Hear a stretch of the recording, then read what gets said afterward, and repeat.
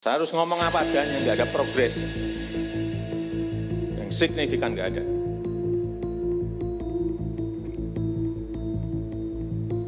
Kalau mau minta perpu lagi, saya buatin perpu. Kalau saudara belum cukup, asal untuk rakyat, asal untuk negara. Saya pertaruhkan reputasi politik saya. Kebayang kocaknya jika anak Amin Rais jadi Menteri Jokowi. Ditulis oleh Cak Anton. Dengar-dengar, anak Amin Rais digadang-gadang untuk bisa menjadi Menteri Jokowi. Hal itu dihembuskan ketika ada sinyal bahwa Jokowi akan merombak kabinetnya. Sebenarnya, fenomena seperti ini ketika ada isu reshuffle sudah biasa terjadi di era Jokowi. PAN main mata genit dan menggoda untuk bisa memasukkan kadernya ke dalam kementerian. Selain PAN, PKS pun biasanya penuh percaya diri, meskipun nggak ada yang menawari, tapi terkesan halu seperti ada yang menawari kader mereka menjadi menteri. Lalu bilang nggak tertarik dan lain sebagainya. Karena ada isu seperti itu, tiba-tiba saya kebayang begini.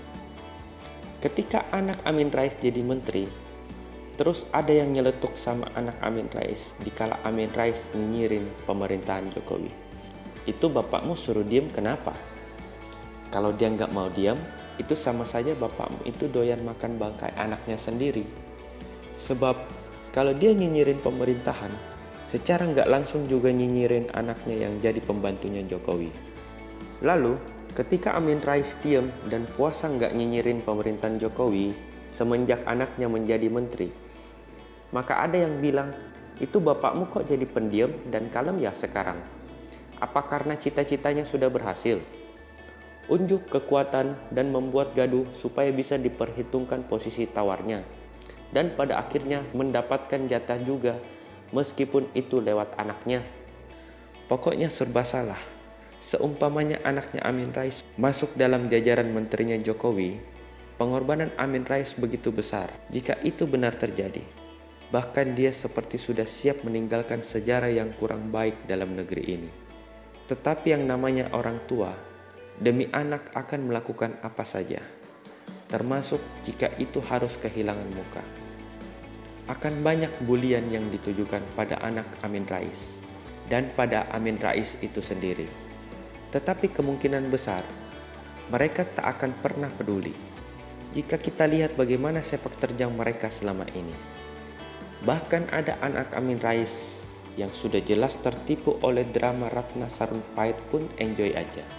Kalau ngomongin Amin Rais, saya rasa enggak akan ada habisnya. Mau mengkritik Amin Rais juga saya rasa percuma. Dia itu ada sejak Orde Baru. Tak ada yang berubah dari dulu sampai sekarang. Sayangnya, zaman dulu belum ada media sosial dan jejak digital seperti sekarang. Jadi susah untuk memberikan bukti kalau Amin Rais dari dulu hingga sekarang itu tetap konsisten. Tak ada yang berubah. Meskipun ada yang bilang bahwa Amin Rais itu dulu nggak begitu dan dipuja sebagai bapak reformasi. Mungkin itu karena mereka nggak seberapa memahami sepak terjang Amin Rais. Kalau saya secara pribadi menaruh harapan besar pada Presiden Jokowi, saya rasa beliau memiliki hitung-hitungannya sendiri. Sama halnya ketika beliau memutuskan untuk menggandeng Prabowo menjadi menteri. Mau diakui atau tidak, dipilihnya Prabowo saya rasa sangat berguna untuk sedikit menekan panasnya politik di Indonesia.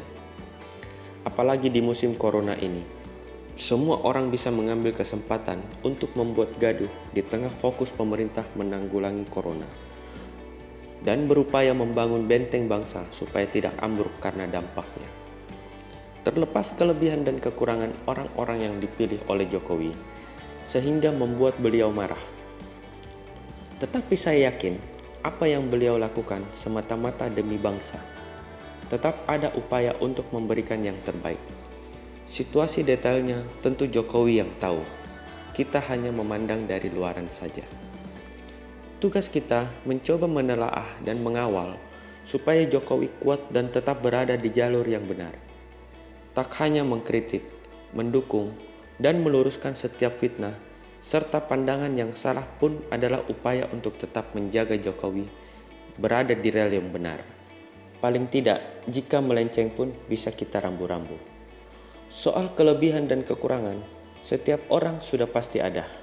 Berhubung tidak ada manusia yang sempurna, kita bisa membuat pemimpin kita mendekati baik dengan cara mendukung dan mengawal. Itulah kontribusi, meskipun kecil namun sangat berarti, yang bisa kita lakukan di era teknologi ini. Selain saya ngebayangin anak Amin Rais jadi menteri, saya juga tiba-tiba kebayang kalau Mas Alif jadi menteri. Mungkin kalau Mas Alif jadi menteri, para penulis bisa diajak lembur terus untuk urung rembuk. Sebab di SeaWorld itu terdiri dari begitu banyak profesi. Kalau soal keikhlasan, saya rasa sudah banyak yang teruji. Soal visi misi, penulis SeaWorld itu hampir semua satu suara di tengah kebebasan. Meskipun ada perbedaan, semua dibicarakan dengan akal sehat dan rasionalitas. Tak hanya penulis, komentator yang kerap komen di setiap artikel pun nggak kalah cerdas dan keren. Semua itu tentu bisa berkontribusi untuk memantik diskusi dan menjaring berbagai pendapat serta informasi. Ini hanya ngebayangin aja ya. Sama ketika kita membayangkan anak Amin Rais menjadi menteri.